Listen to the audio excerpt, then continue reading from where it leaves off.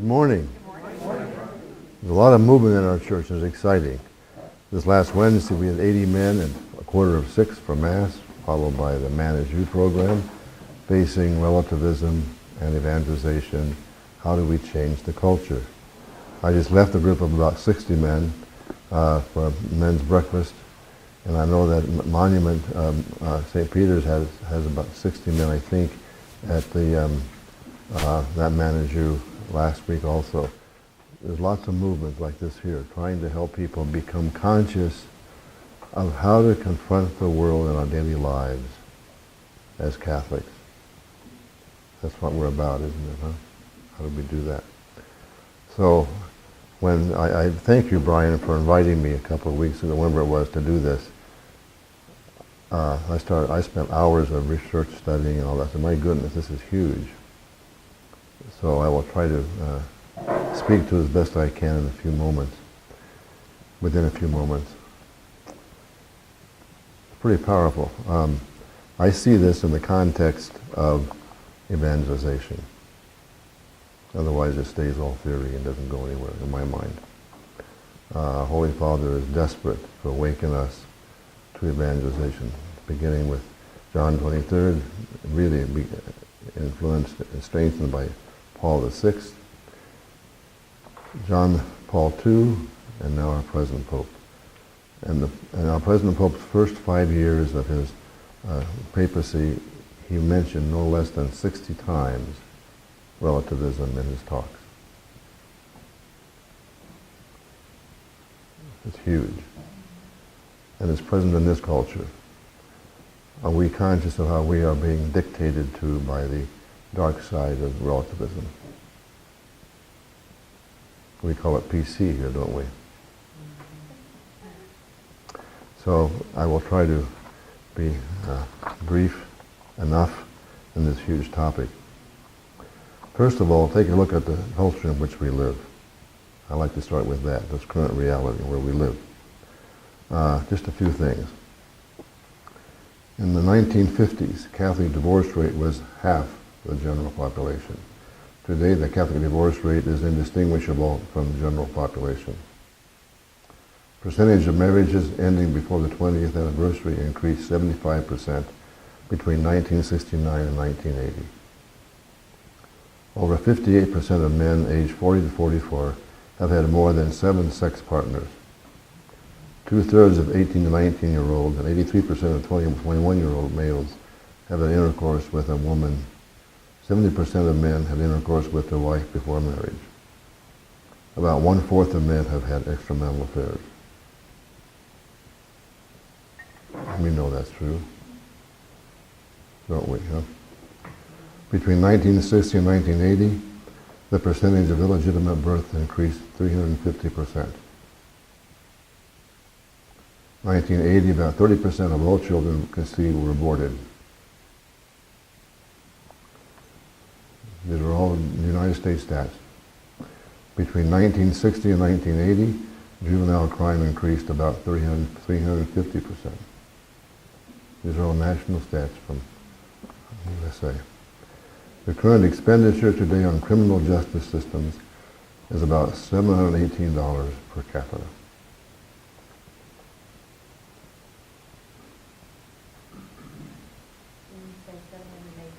Dollars per capita.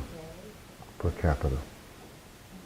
If you have one person living in a house that year, $718. So if you got 4 people, take it times 4. That's just a little slice of the culture in which we live.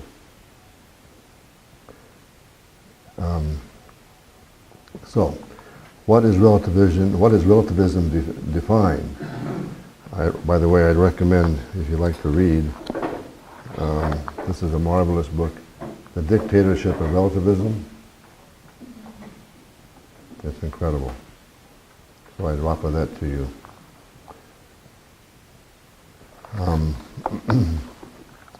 In this book, the author quotes a lady called Maria Bagramian. She says, basically, relativism is the view that cognitive, moral, aesthetic norms and values are dependent on the social or conceptual systems that underpin them, and consequently a neutral standpoint for evaluating them is not available. Everything's equal.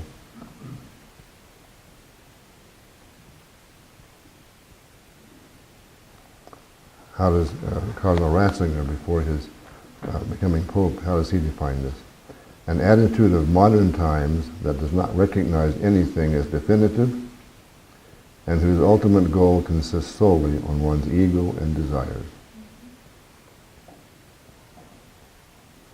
We know that's true. Your truth is your truth. My truth is different, but your truth is okay. My truth is okay. Isn't that just fun? Huh? And look at, and how do I, when I say something, I'm going to reflect what I am brought to mind in our current culture. How many here remember Enron? S&L crises. I'm going back in time. Go forward. Same-sex marriage, subprime, cohabitation, personal greed, corruption in politics, porn, personal economic greed. Our value is in consuming and producing in this culture, right? That's all pieces of relativism, isn't it? It's all saying no right and no wrongs. You can't really judge anybody, you know. And our church culture, is that present? I think so. Cafeteria Catholics. No cafeteria priests or bishops, but cafeteria Catholics. Unaware of how the culture of I, me, my truth breeds mammon illness in all of our lives. When we absolutize the relative and relativize the absolute.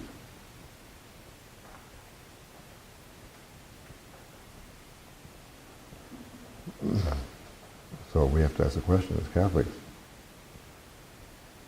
Do we absolutize the relative? Or do we relativize the absolute? Give an example.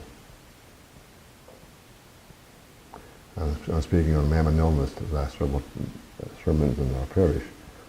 What's mammon illness? It isn't money, it isn't things. It's rather a disease of the spirit that expects money, things, people, pleasures to give us only what God can give us. That's mammon illness. And so I had a person come to me and said, Father, you have to change the time for RE. We like to go skiing on these days.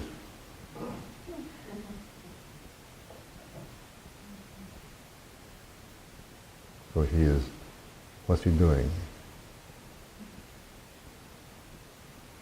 Prioritizing. We're all the same. Yeah, he's prioritizing, but what happens? And he's also inconveniencing you. To benefit himself. Well, what does that say? He's absolutizing a relative. More important to have fun than it is to study your faith. Well, he's also saying he wants it all. He wants it all. So it's all over the place, isn't it? So what's the history of relativism? Briefly. I found this exciting. As a sophist, Protagoras, of 481 to 420 BC, he made this statement. Man is the measure of all things that are, and of all things that are not. Isn't that exciting to hear that? What was his life like? Interesting. He lived during the Persian Wars and the first decade of the Peloponnesian War. The political turmoils that ensued cast doubt over old certainties and values. So the only place to find security is in yourself, he thought. Is that happening today? So how does relativism affect the culture?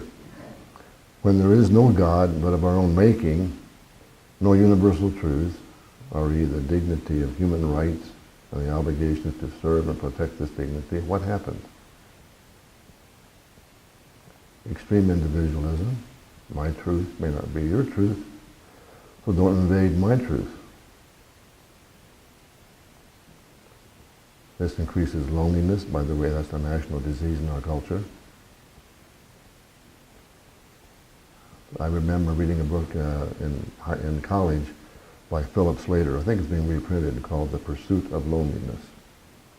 That book has jammed my consciousness since I was in college. This nation is pursuing rapidly more and more loneliness. Philip Slater, S-L-A-T-E-R. So then we create rigid legalism in service to the individual or the corporation. Personal value is measured in terms of production, consumption. Wisdom of the ages is lost, ignored. Tyranny of relativism supports loneliness, individualism, egocentricity. Freedom for me to do what I want, when I want, where I want, if I want, with whom I want. And we call that freedom. Okay. What about my Catholic culture? Has that mammon illness affected my Catholic culture? Just a bit. Not in my personal life, though, of course, you know. Scheduling my time for me around Christ. Now, I went to confession publicly last Sunday. I used to live right across from the Bronco Stadium. Guess when I scheduled baptisms? Not during Bronco time. I did that. Because at that moment in my life, walking a few blocks to the Bronco Stadium was more important than baptism. I admit that. But didn't you also know that they wouldn't show up for the kids' baptism at the game? They couldn't afford to go. They were poor parish, inner city parish.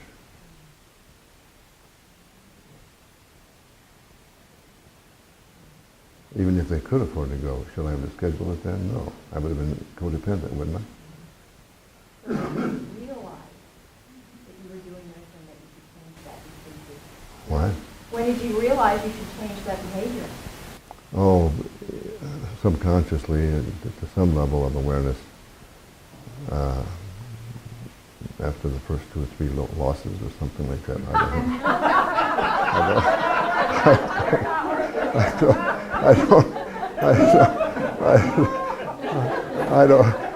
I don't remember.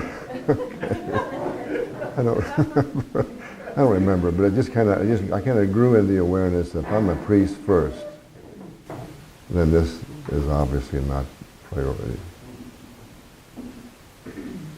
I don't recall when it happened, but I'm very aware that I have been that way in the past.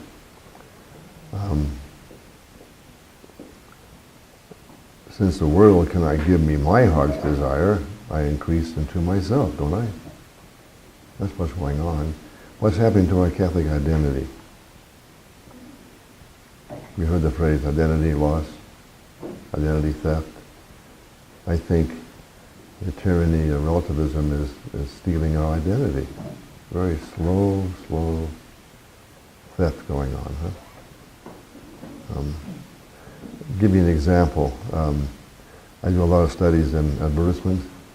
I like to see how things are being advertised. How many here would like to buy perfume? Perfume. You like to buy perfume? Do you ever walk through the perfume and look at all the titles?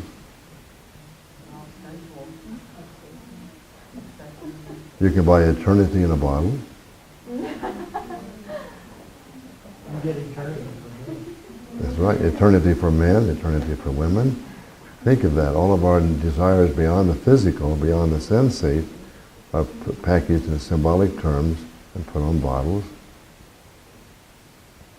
What does that do? It decreases our consciousness of something beyond. We can get it right here. We can get all of our human desires met right here in this life. So how do I engage this culture of ours, secular and Catholic? How do I do that? Let's go to the magisterium. What does the church officially say about this? It starts with scripture. I'm not going to read all the scriptural quotes to you, but you know some of them already. Form your minds like Christ. Don't let the worldly opinions take away your mind. There's several quotes like that all the way through scripture. So You can read Matthew 7, 21, 27. You can read Luke 6, 46 to 49, Ephesians 4, 14. There's a variety of these. Colossians, Romans, 2 Timothy, 2 Peter. There's a variety of concerns of the early church, scriptural times in the church, where they were really concerned about forming their minds into the image and likeness of Christ. Put on the mind of Christ in Philippians, for example. Think like Christ thinks. Love like Christ loves. Act like Christ would act. I find that very, very difficult for Catholics to do that in our culture of relativism. So what does Paul VI say in Ecclesiam Sulam? He speaks of false philosophies. Relativism which seeks to justify everything and treats all things as of equal value. Is that true today? Pretty much, huh? It assails the absolute character of Christian principles. To what extent should the Church adapt itself to the historical, logical circumstances, local circumstances, in which it has to exercise its mission? What is flexible, what is not flexible? As a brand new priest in 1964, we had a great move for creativity. Remember those days? I know I'm getting older than most of you here, except for this gray-haired man in the center here. But not too much, though. Great creativity. Went to a youth retreat. Can we use pizza and Coke? No. Can't do that. Why not? It's good. If Christ were here today, he'd use pizza and Coke. Christ is here today. We're going to use bread and wine. You know, just think of all the things we're trying to figure out how to be creative with. Was it for our need, or was it for Christ's need? Huge questions here, huh? To me, it did anyway. How are we to guard against the danger of relativism, which would make it untrue to its own dogmas and moral principles? Same-sex marriage, for example. How many Catholics voted for that? How many Catholics support abortion?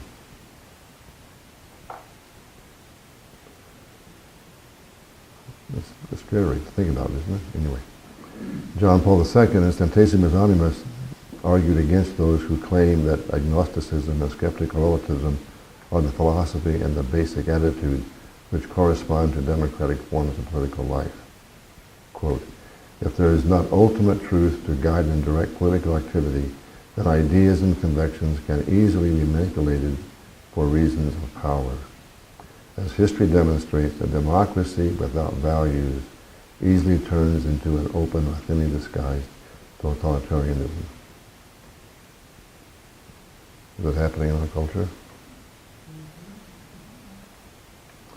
John Paul II, Veritas Splendor, another quote, it is because of original sin that man's capacity to know the truth is darkened and his will to submit to it is weakened. Thus, giving himself over to relativism and skepticism, he goes off in search of an illusory freedom apart from truth itself. The human person cannot be reduced to a freedom which is self-designing, but entails a particular spiritual and bodily structure, the primordial moral requirement of loving and respecting the human person as an end and never as a mere means also implies, by its very nature, respect for certain fundamental goods, without which one would fall into relativism and arbitrariness.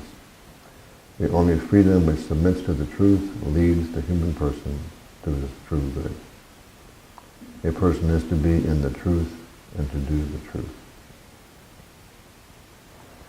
Cardinal Ratzinger, before his papacy, reason will not be saved without faith, but faith without reason will not be human. We've got two kinds of tensions here that I see. One is fideism. It's an ancient heresy in the church. We don't use any kind of intellectual, cognitive, philosophical reasoning. We just believe. Or nihilism, where I have no value, do what I want to do, make myself pleasant and happy. That's Nietzsche stuff, you know. Okay. They're both there today, just two tensions, I feel. Faith would allow God's initiative as revealed in the future of Jesus Christ to invite man into friendship with him. And reason would acknowledge man's ability to respond to the invitation in his longing for truth and the infinite. Here's the balancing act there, huh? God's love coming into us, we accept it, and we use our minds to work that through in different ways of thinking and applying in our daily actions. In this effort to confront and overcome relativism, both faith and reason have to come together. Otherwise, faith without reason ends in fideism, and reason without faith ends in nihilism. Okay.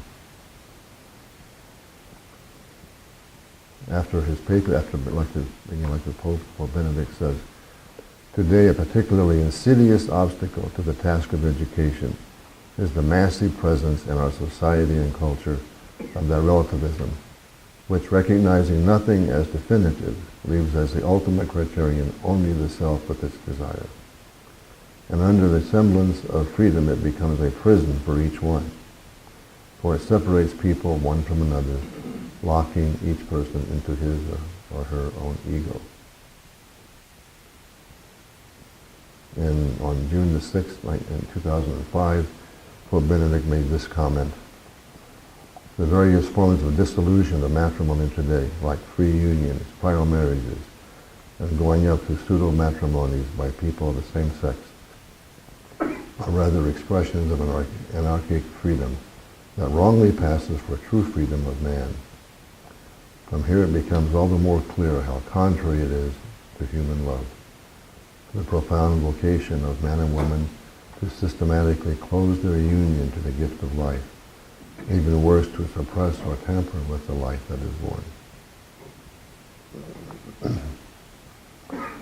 June the 6th, 2005, he said this: a dictatorship of relativism was the core challenge facing the church and humanity. At the root of this problem, he said, in Kant's self-limitation of reason. This, he said, is contradictory to the modern acclamation of science, whose excellence is based on the power of reason to know the truth. He said that the self-amputation of reason leads to pathologies of religion, such as terrorism, and pathologies of science. Benedict traced the failed revolutions and violent ideologies of the 20th century to a conversion of partial points of view into absolute guides. Again, he said, absolutizing what is not absolute or relative is called totalitarianism. Is this making sense to you? I mean, this Holy Father is, I read one comment from a philosopher who said he thinks our present Pope is the new Thomas Aquinas for our age. So we have to keep reading him and studying him.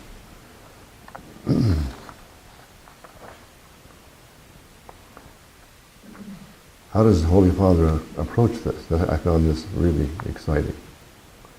What's his way of breaking through this culture of relativism? He uses Blaise Pascal. If you want to read some of his works in the 17th or 18th century.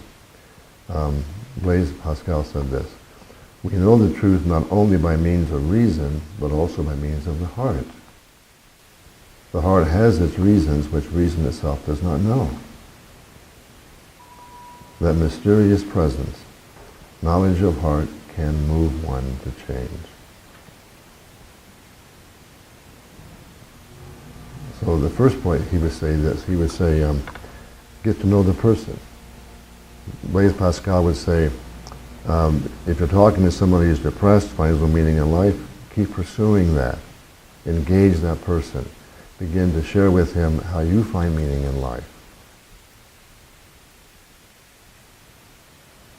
This is an old philosopher who has taught our present Pope. Powerful. Don't we do that already? We don't condemn somebody off the top. We might want to, but do we rather try to engage the heart and move from that space into thinking clearly? Does that make sense to you? As mothers and dads, isn't how you function? As good friends?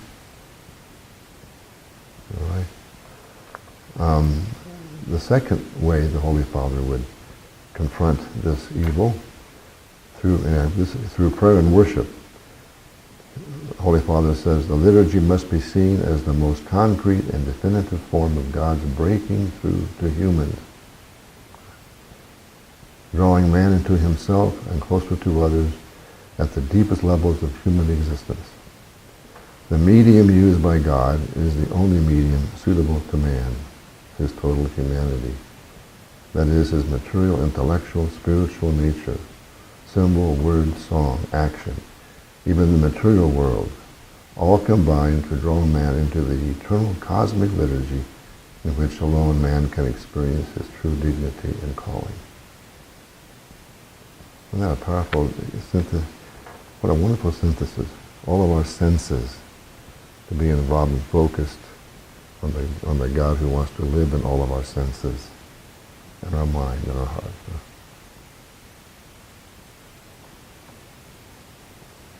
I find it as a celebrant of liturgy very challenging.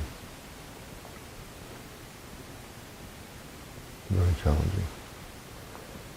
How do I, as a priest celebrating Eucharist, become conscious of Christ wanting again and again and again to break into people's lives who are gathered as the body of Christ in front of me? Can't be escapism.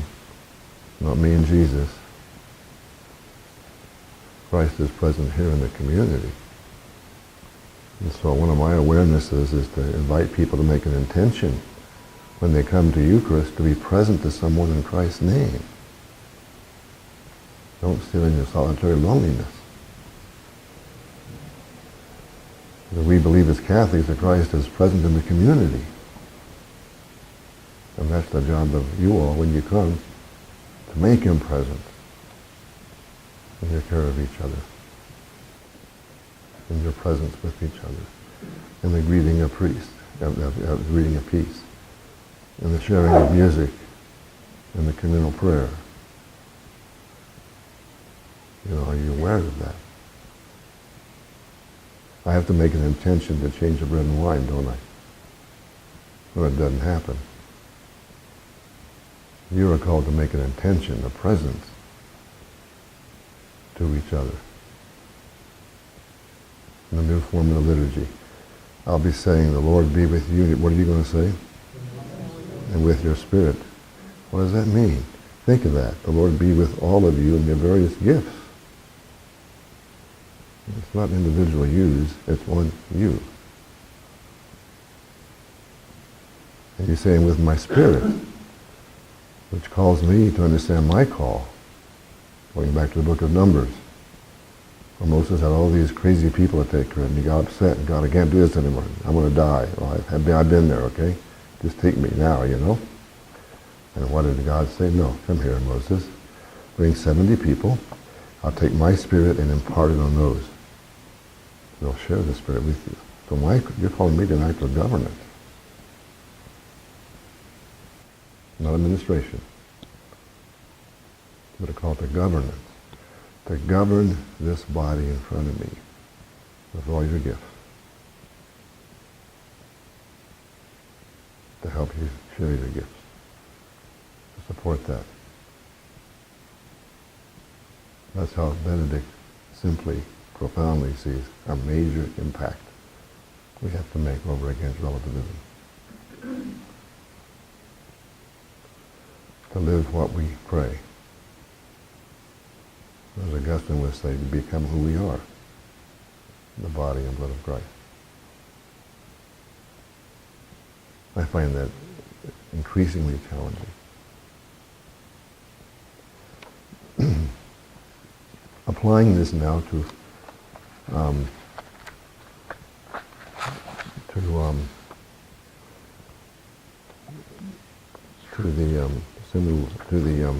lineamenta. Do you know what this is, by the way, lineamenta? Have you heard this before? Around March, I think, February, March, our Holy Father sent out to each bishop an outline of evangelization. And after each, it's divided in 3 parts, or 4 parts, a prologue and 3 different reflections, followed by several questions.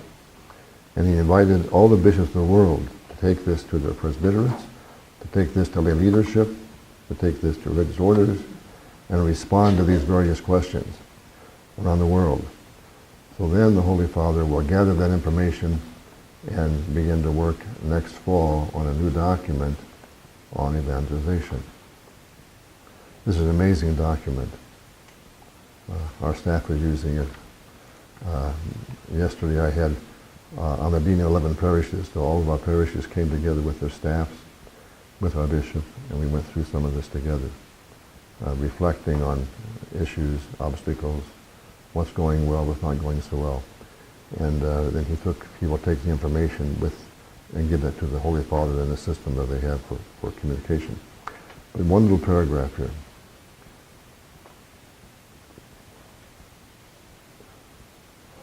Transmitting the faith means to create in every place and time the conditions for this personal encounter of individuals with Jesus Christ.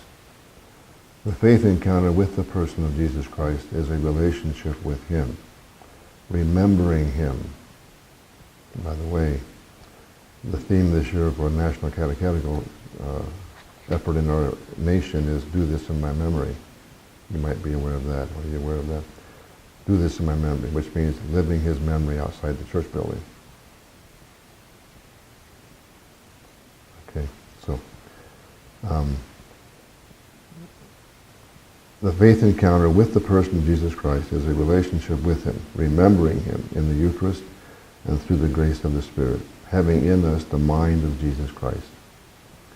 Being Christian is not a result of an ethical choice or a lofty idea, but the encounter with an event, a person which gives life to a new horizon and decisive direction. Since God has first loved us, love is now no longer a mere command. It is a response to the gift of love with which God draws near to us. The Church realizes herself precisely from carrying out her task of proclaiming the gospel and transmitting the faith. That's our job. Looking at you as fantastic lay people, we're trying to make connections with lay people. You're employed by Christ. You know that. You're employed. Isn't that exciting? You're employed at baptism. Strengthened in Eucharist. Strengthened in confirmation. Forgiven in the sacrament. Fed with Eucharist. So go out and create the awareness of Christ's presence. How many are employed in the civil world, secular world? How many have jobs? How many have homes? Okay. How would you name the events of Christ, the presence of Christ in these relationships? That's your job. A few weeks ago I had Mass in one of our parishioners' office with his staff. It was exciting. When I was first ordained, I came home from Rome, 1964, and I made it myself. Visited as many workplaces as I could, with gasoline attendants, Gates Rubber Company, different hospitals. I spent a full day with a master surgeon from 7 to 7, surgery after surgery, capped and gowned, with an intention of what would it mean to have this environment be Christ-centered. It's exciting. The best experience I had in terms of my particular call as a priest was the master surgeon. He went around each of his medical helpers, nurses and doctors. What do you see? What do you see? What do you see? What do you see? What do you see? What do you see? He wouldn't make a decision to incise until he heard. Then he put it together in his mind and made an action step. That's what a priest and his people are supposed to be doing.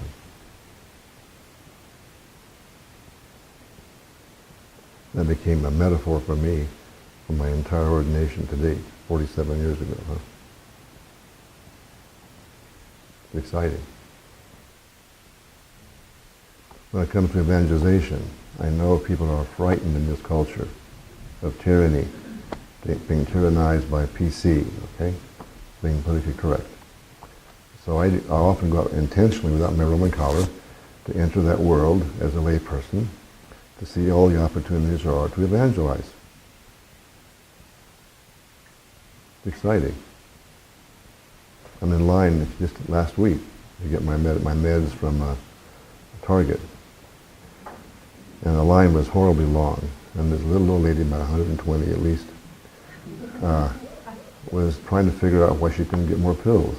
So there's an insurance company, or whatever the situation was. And the line's getting long, and people are grumbling, and they're complaining, and it's starting to get a little nasty out there, you know. So finally, the poor little lady got her situation solved. So I go up in civilian clothes, and she says, "I'm sorry you had to wait, sir." I said, "I'm not sorry. It's good for us to wait."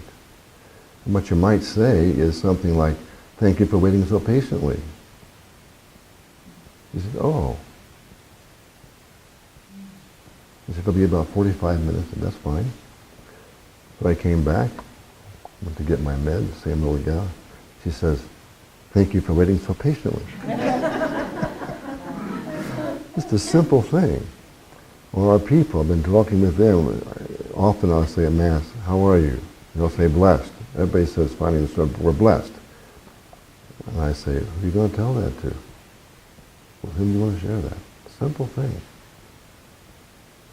I went to a restaurant one morning for a breakfast meeting, and the gal says to me, "How are you doing?" I said, "I'm blessed." She says, "Oh, you must be that priest that all these people come here where they're always blessed."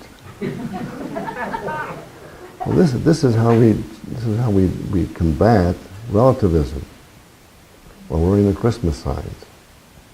Simple thing. Simple thing. There's a couple of stories which I'll share with you, how I have taken this into my life as part of evangelization. Many years before this was written, many years ago, I'm flying home from Boston. I had a retreat. There was my spiritual director. He was Father Lombardi. He was one of John 23rd's spiritual directors. He was my spiritual director in Rome, Austin Grace, giving his retreat in Boston. So I flew back for that retreat. And he pushes. He doesn't soft-sell anything, you know. So I was exhausted at the end of the retreat. And so I am getting on the Boston airplane, United flying to Denver, and it was jammed, and I'm sitting down next to the window. Thank God a window, you know. One seat next to me, and it was full. I'm saying, "Please God, give me a quiet person to sit next to. Please. And I had my civilian, I wasn't dressed as a clergyman, my sports shirt. This ugly guy comes down the aisle, loud, noisy, smelly, long, stringy black hair, beard that wasn't trimmed, carrying a bag over his shoulder, rude, obnoxious. And I'm saying, "Please God, pass him by." Yes. Plop, there he is. So I said, "I better talk to this man, you know, calm him down." I said, "How you doing?" "Fine. What work are you in?" "I'm a truck driver. I have a mama in Boston, a mama in Denver, a mama in LA, I got a mama in Salt Lake City." He said, "What do you do?" I said, "I'm a Catholic priest." He said, "No shit." He said, "I used to be an altar boy." I said, "No shit."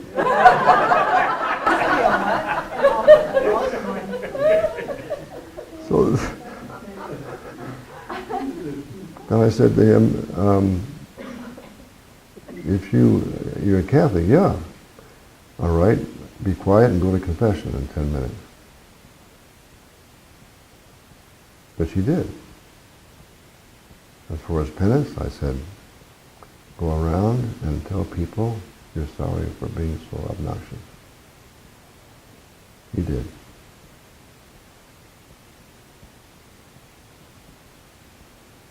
Now, a priest can do that, you know. But a layperson can do fantastic things just by being who you are in Christ's name. I was flying home from Ukraine. I have a ministry in Ukraine.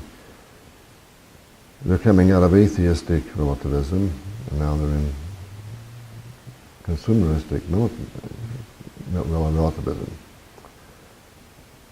Sad situation. Anyway, I'm flying home, the man sitting next, I'm reading a book, How Christianity Saved the Middle Ages. I'm near the window, I like windows. So he's reading it with me. So I slide the book over. We're both reading it, you know. He says, do you believe that? And I said, yeah, I really do. He says, who are you? I told him. He says, Father, Christianity, we're in a post-Christian era. Don't you know that? We're in a post-Christian era. There are no absolutes. I said, are you saying that absolutely?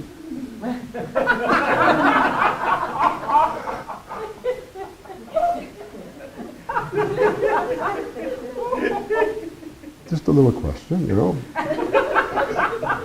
It's a long flight home. So we had some good discussions, and I said, tell me what you do. You have a family? No. You're married? No. Any children? No. What do you do? Oh, I'm in the money area. I make money and bank it, and then I take some out and go take a trip to Ukraine and have all kinds of fun, and I go back and make some more money. I said, that sounds like a squirrel to me. You gather your nuts and you bury them and you dig them up and take when you want to and go back and pick some more nuts. Well, that's true, Father. I am an evolved species of createdness. When I'm dead, I'm gone. I just think differently than a squirrel does. Oh, really? There's no afterlife, Father. Where do you live? Colorado Springs. I teach at the university, he said.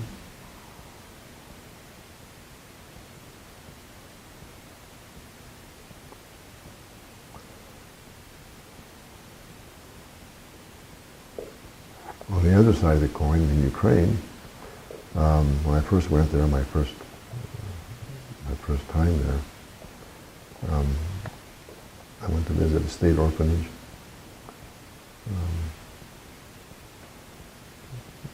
400 little kids with hardly any food, hardly anything to eat. Clothes were bad. So I walked in, I had a Roman collar on for that, and right before I got there, had been another particular person from the U.S., another denomination, I won't mention which one. They had given the orphanage a box of rags, which the man showed me, and then Victor, who ran the orphanage. And he says, you're a priest? I said, yes. I had my collar on then. And he said, where's your cassock? I don't wear a cassock. What does that mean? Really, an angry man. So I decided to make him laugh. So I pulled this out and said, well, it's a tongue depressant for doctors and nurses. So it's a spitball machine. I mean, blood. He finally started laughing. Fine, now there's time to talk. So I said, what it means is I'm supposed to be a man of God, not to make you a Catholic, just to say in God's name I'm here to offer you what we can that you might need from us. In the course of time, he and I become very close friends, and now he brings his Catholic kids to the Catholic Church.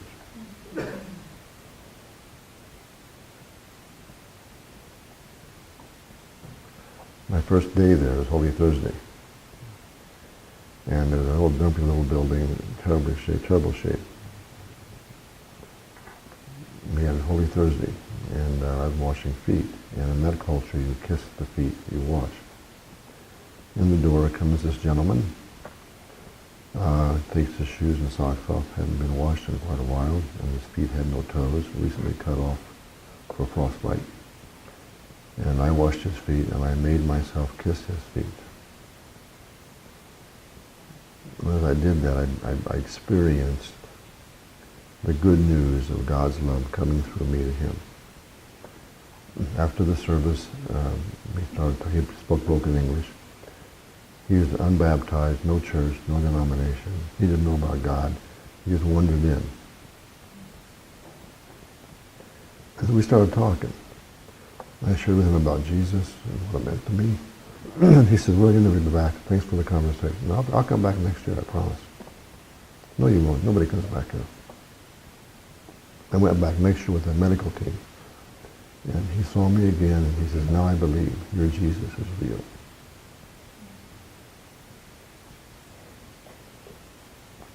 When you talk about layman meeting layman, you have to do this with an awareness that Christ in you wants to meet Christ in this person. You've got to do that.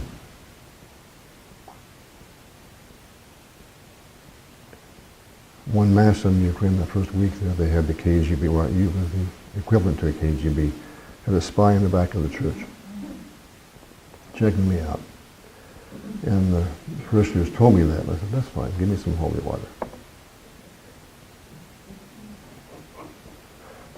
So they use this brush to sprinkle with, so I love it. I have one in our parish, I just love it. It's real water, Went back and I soaked him. And I blessed him, and he left.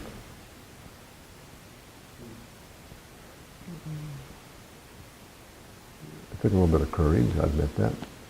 But you've got to be courageous in breaking through relativism. Know your positions, know your values, know your Christ, and know how and when and where to share that. You've got to do that.